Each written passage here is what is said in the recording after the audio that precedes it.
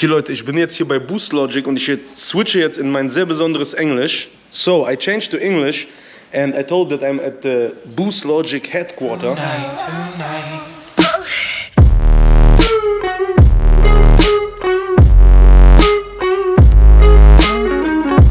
And can you tell to the people who you are and what is this for a company for people that don't know you in Germany? Hey, my name is Zoher Jaffrey.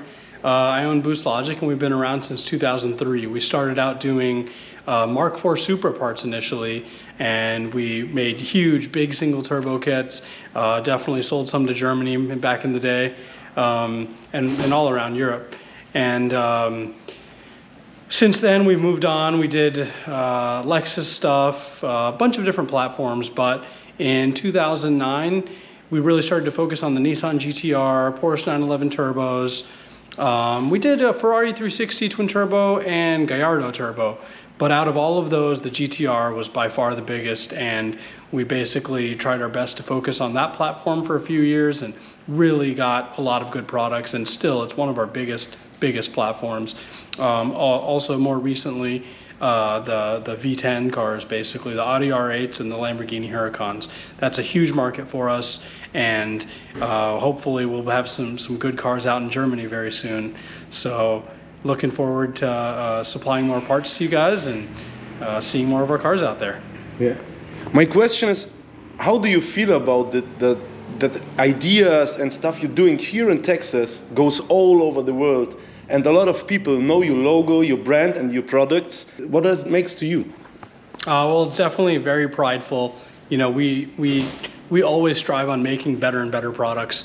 And so even with our existing products, we work on improving them and coming out with new stuff. So always really happy to hear that people all around the world are using our products and, you know, having good luck with them.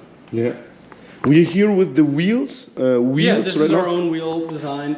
Our own line of monoblock wheels. So this is just one design, which is the 15 spoke, but we have quite a few others. This is one very unique one this is our beadlock. So we have a beadlock ring for drag racing applications where the tire is going to slip on the wheel under hard launches.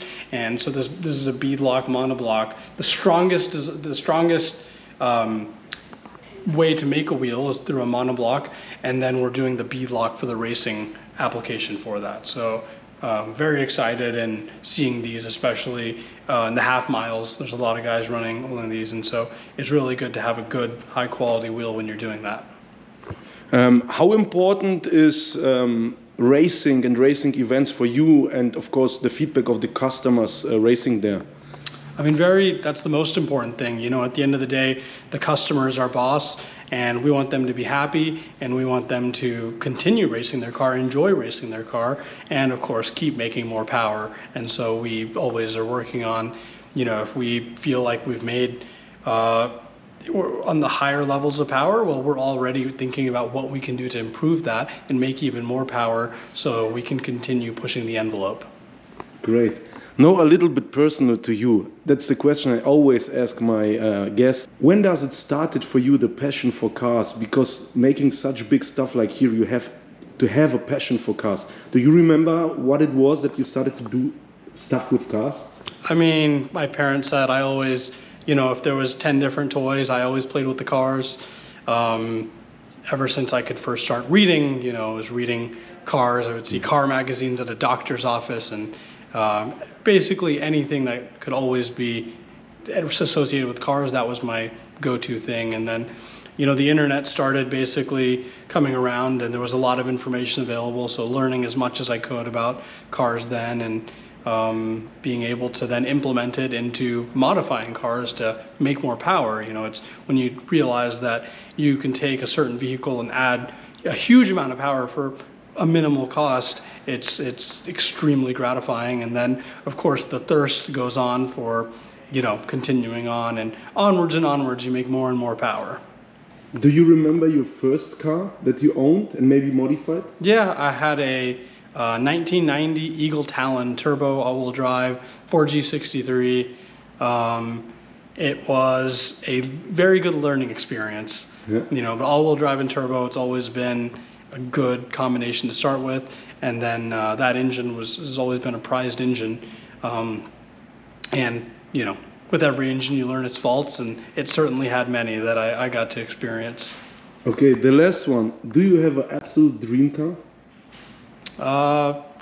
From a child, I guess there was a certain age where, you know, you develop your dreams cars. Yeah. And at that point, I think the Ferrari F50 was F50? Yeah.